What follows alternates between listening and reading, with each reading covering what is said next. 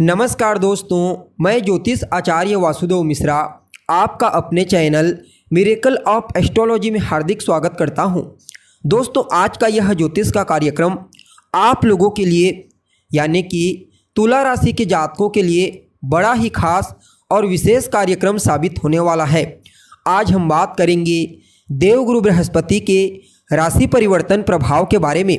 जी हाँ, देवताओं के गुरु बृहस्पति अपनी वर्तमान मित्र राशि अग्नि तत्वीय राशि मेष राशि को छोड़कर बीते 1 मई 2024 की दोपहर 1:47 पर अपने शत्रु की साधारण भूमि तत्वीय राशि वृषभ राशि में प्रवेश कर चुके हैं, जहां कि वो आने वाले 14 मई 2025 तक गोचर करेंगे। फिर उसके पश्चात पुनः राशि परिवर्तन करके मिथुन राशि में प्रवेश कर जाएंगे। जी हाँ, अब देखिए, जब तक वृषभ राशि में देवगुरु बृहस्पति होंगे आने वाले 14 मई तक 2025 के, तो इसी बीच 2 बार अपनी चाल में भी परिवर्तन करेंगे। पहले तो 9 अक्टूबर को अपनी चाल में परिवर्तन करके इसी वृषभ राशि में मार्गी से वक्री हो जाएंगे। इसके पश्चात फिर से एक बार आने वाले साल 2025 के दूसरे महीने की 4 तारीख को यानी कि 4 फरवरी को एक बार पुनः अपनी चाल में परिवर्तन करके वक्री से मार्गी हो जाएंगे। जी हाँ, तो ऐसे में बड़े विस्तार के साथ जानेंगे कि किस प्रकार से देवगुरु बृहस्पति अपनी शत्रु की राशि में गोचर करते हुए आपको परिणाम प्रदान करने वाले हैं। जी हाँ, बृहस्पति के इस राशि परिवर्तन को आपके जीवन के लिए कितना बड़ा परिवर्तन करने वाला कहा जा सकता है। जीवन के किन किन क्षेत्रों में इस गोचर काल के दरमियान आपको सफलता की प्राप्ति होने वाली है, तो वहीं कौन कौन सी सावधानी आपको रखने की ज़रूरत पड़ेगी। साथ ही साथ गुरुदेव के इस गोचर प्रभाव को और ज़्यादा अनुकूल बनाने के लिए क्या उपाय आप कर सकते हैं, सभी बातें आपको एक एक करके बताने वाले हैं। इसलिए कार्यक्रम को बिना मिस किए अंत तक देखिए। और अगर आप अपनी जन्म कुंडली पर हमसे परामर्श लेना चाहते हैं, अपनी जन्म कुंडली का विस्तार पूर्वक अध्ययन करवाना चाहते हैं, तो उस केस में हमारा कॉन्टैक्ट नंबर आपको वीडियो के अंदर और डिस्क्रिप्शन बॉक्स में मिल जाएगा, जहां से आप या तो डायरेक्ट फ़ोन कॉल के थ्रू या फिर अपॉइंटमेंट लेकर अपनी जन्म कुंडली का विस्तार पूर्वक विश्लेषण करवा सकते हैं। जी हाँ, तो दोस्तों, कौन है देवगुरु बृहस्पति? तो शिक्षा, मान सम्मान, धन, विवाह, संतान, ज्ञान और ऊंचाई के कारक हैं देवगुरु बृहस्पति। अपने इन्हीं कारकत्वों के चलते हमारे जीवन के विभिन्न पहलुओं को समय समय पर प्रभावित करते रहते हैं। जब जन्म कुंडली में देवगुरु बृहस्पति मजबूत होते हैं तो फिर कहना ही क्या। जी हाँ, जिस जातक की कुंडली में गुरु बलवान होते हैं, ऐसा जातक बड़ा ही समझदार, ज्ञानवान, बुद्धिमान और विवेकवान होता है। वह जातक अपने जीवन काल में अपनी बौद्धिक क्षमता, अपने परिश्रम और अपने इंटेलिजेंसी के साथ साथ अपने सात्विक राह के चलते वह सब कुछ प्राप्त कर लेता है जो वह चाहता है। एक देवगुरु बृहस्पति ही एक ऐसे अकेले ग्रह हैं जो पूरी कुंडली को मजबूती प्रदान कर देते हैं जब वह बलवान होते हैं। तो इसलिए गुरु का बलवान होना बेहद आवश्यक माना जाता है, चाहे फिर जन्म कुंडली में हो या गोचर कुंडली में। अब देखिए, यह जो वृषभ राशि है यह देवगुरु बृहस्पति की शत्रु राशि है, लेकिन अगर आप नक्षत्र के आधार पर समझने का प्रयास करेंगे तो आपको पता चलेगा इनमें जो 3 नक्षत्र आते हैं वृषभ राशि में, कौन कौन सी? तो कृत्तिका, रोहिणी और मृगशिरा। ये तीनों के तीनों नक्षत्र देवगुरु बृहस्पति के मित्र नक्षत्र की कैटेगरी में आते हैं। जी हाँ, क्यों? क्योंकि कृत्तिका नक्षत्र सूर्य का नक्षत्र है, रोहिणी चंद्रमा का और मृगशिरा मंगल का नक्षत्र है।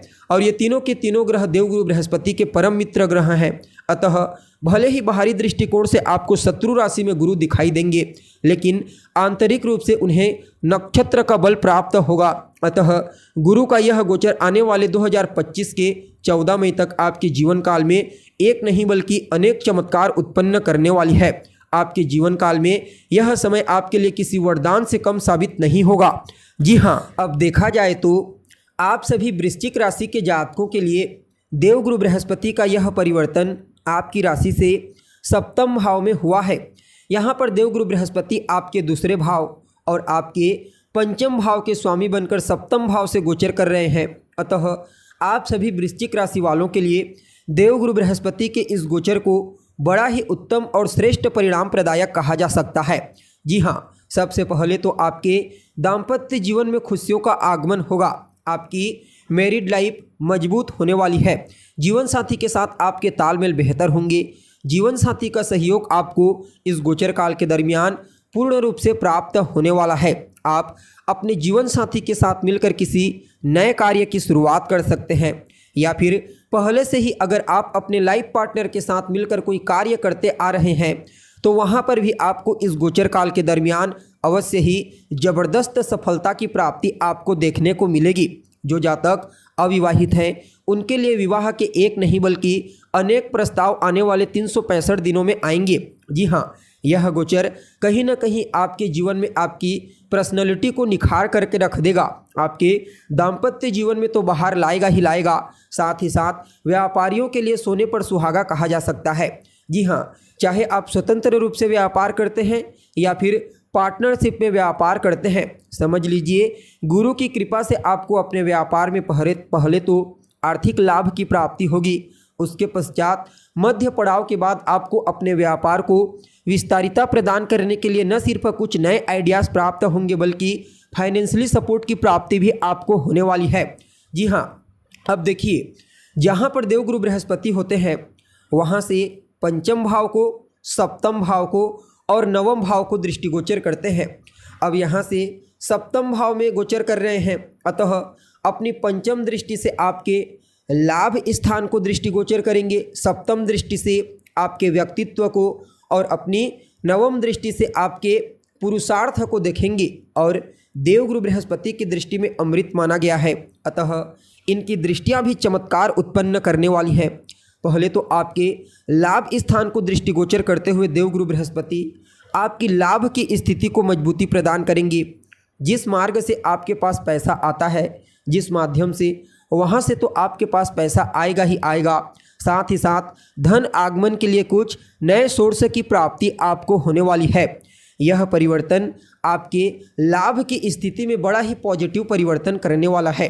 बड़े भाई बहनों के साथ आपके तालमेल बेहतर होंगे, बड़े भाई बहनों का सहयोग आपको मिलेगा, आपका सहयोग उन्हें मिलेगा, उनके करियर में ग्रोथ देखने को मिलेगी और यह गोचर कहीं ना कहीं आपके मूल्य को बढ़ाने वाला साबित होगा। जी हाँ, क्योंकि यहाँ पर पंचम भाव पर देवगुरु बृहस्पति की पंचम दृष्टि लाभ स्थान पर तो होगी ही होगी, साथ ही आपके व्यक्तित्व को भी देखेंगे।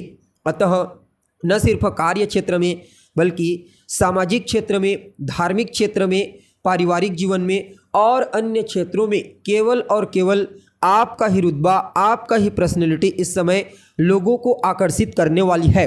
अतः देवगुरु बृहस्पति की दृष्टि आपके लिए चमत्कार उत्पन्न करेगी, क्योंकि आप अपने मूल्य को इतना बेहतर तरीके से मजबूती प्रदान कर पाएंगे कि कहना ही क्या।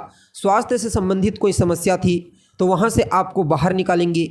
आपकी कोई इच्छा है जिसके लिए आप लंबे समय से प्रयत्नशील हैं, समझ लीजिए गुरु की कृपा से आपकी वह अधूरी इच्छा पूरी होने वाली है। यह गोचर कहीं ना कहीं आपके व्यक्तित्व में इतना निखार लाएगा कि हर कोई सिर्फ आपके कार्य क्षेत्र पर ही नहीं बल्कि आप कह सकते हैं कि आपकी पर्सनैलिटी का जो प्रभाव है वह चारों तरफ फैलने वाला है। और इनकी जो नवम दृष्टि होगी वह आपके पुरुषार्थ में वृद्धि करेगी, आपके साहस में, आपके पराक्रम में वृद्धि करेगी, आपकी बौद्धिक क्षमता, आपके कम्युनिकेशन स्किल्स में बूस्टिंग प्रदान करने का कार्य करेंगी।